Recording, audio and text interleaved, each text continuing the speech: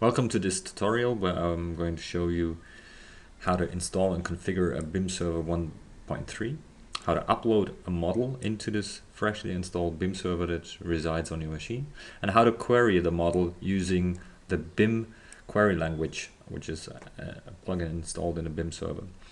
And I'm also going to show you how to examine the query results using a spreadsheet application like Excel.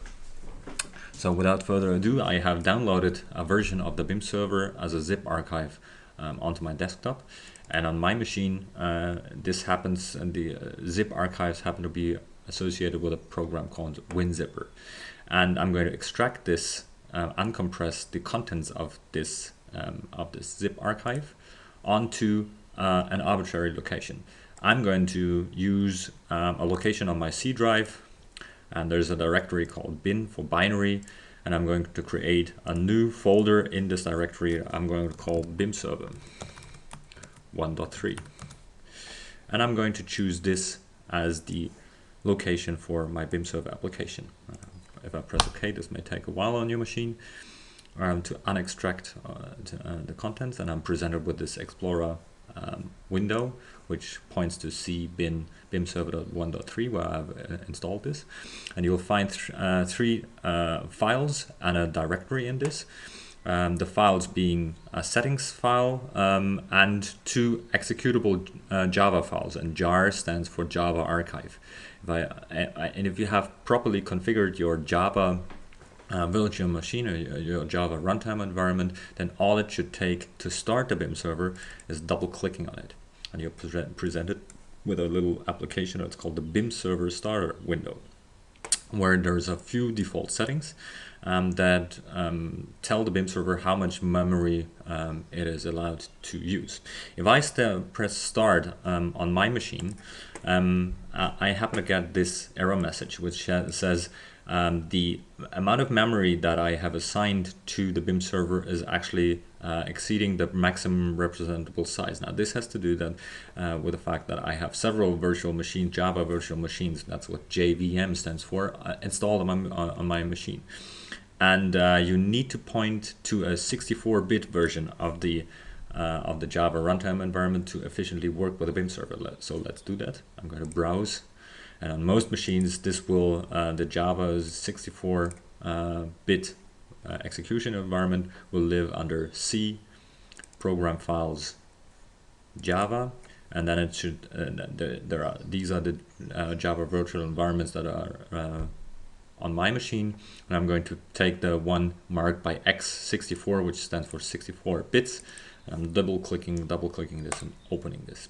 And if I start the BIM server again, you'll get a lot of information messages down here, and you will see that when you first run the BIM server, this startup process actually takes a while, because when we take a look at the installation directory, a new directory has been created, a new folder has been created that says home, and this is where the BIM server actually creates the databases and writes a lot of different files. But don't be afraid, this only takes a bit of a longer time when you start up the BIM server environment for the first time.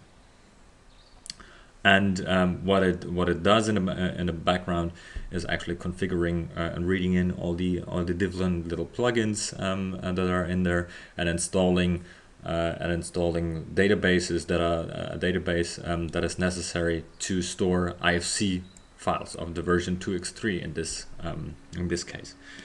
As I said, this may take a little while. And in the end, you should have a notification that says BIM server info manager changing server state to not set up, server started successfully. And all you have to do now is press the button launch a web browser, which will direct your browser to the local host listening on port 82. And if I do that, and my default web browser happens to be Firefox on this machine, on this system, you are presented with this login screen, with initial login screen that says the BIM server has not yet set up. You can set up the BIM server right now, The site address, leave that untouched. It's on localhost, which means on your machine. You have to provide an SMTP server. You can make, this may be an arbitrary address. You can make something up here actually, because we're not going to actually send mail. I'm using smtp.gmail.com. But as I said, this will never actually be used. And as an email sender address, I would choose admin@localhost.com. And then you're asked to create an administrator, which in my case I will call admin. And the admin username is admin@localhost.com. And my password, my super secret password is admin. I'm pressing the setup button, and I'm presented with if all goes wrong, I'm presented with the BimViews login interface, which says the page of the BimViews client interface is BimViews, and it already filled in my credentials here. Otherwise, you have to manually fill that in. Admin@localhost, password admin. I don't want to be remembered. Signing in. And you end up on this dashboard saying login successful, and this is the dashboard of my of this empty BIM server. And if I click on projects, I see there are no projects yet. So let's add a project, and I call this collaborative design test project. And I'm going to add this, and you might as well add additional sub-projects and so forth, but right now let's just use this as a very quick start.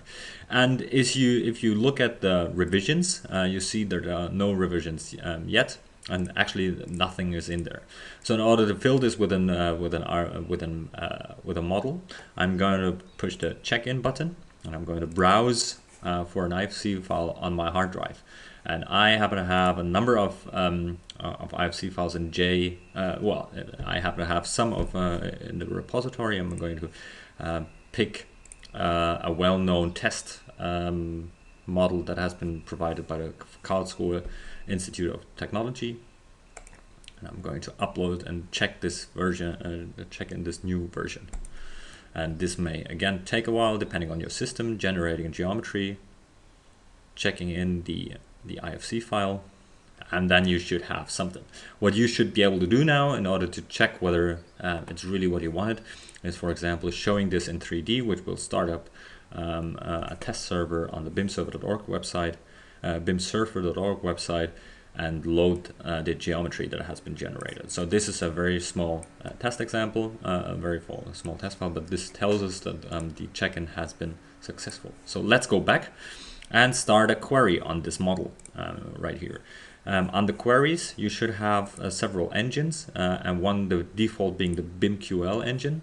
And you can actually use a predefined example, and says which in this case is a query that says select all entities in the IFC model whose entity type is of IFC door. And if you want to know more about how to use the BimQL language and what you can actually do with that, I advise you to go to bimql.org, where you'll find a number of explanations and examples and so forth. So let's get back to our local BIM BIM server installation and execute this query. And when you start executing this query, you're asked to which serializer you want to use. And serializer is just a fancy word for export, or how to save this the results of this query. And there is and in order to be able to load this into Excel or into other spreadsheet applications, you can use this. I advise you to use the serializer that's called Object CSV, where CSV stands for comma separated value, which is a very, very simple file format, a clear text file format, and you can use in browse in your editor, or that you can open in Excel. And I'm going to download the results of this query, and I'm going to save it into my downloads directory.